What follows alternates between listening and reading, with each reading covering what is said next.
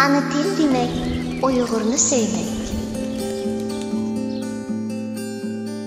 Keri vatkanınla Uygur ana til ösmürler kanalı. Ana til. Bahar ballarımız, rengi yar yumrasanlarıdır. Bahar ballarımız, Altan büşek.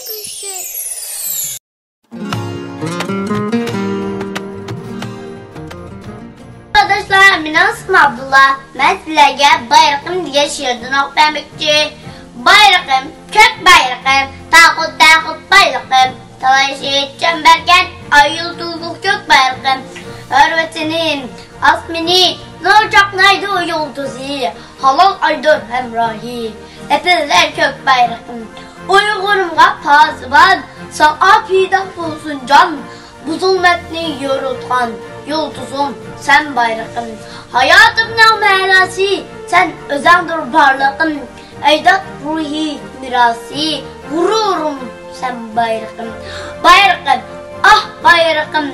Ay yıldızlık çok bayrağım. Hayatımın manası sen özendir parlakım.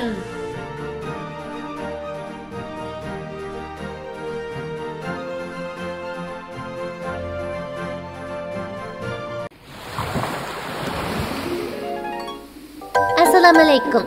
Ana til ösmürler kanalımıza hoş geldiniz.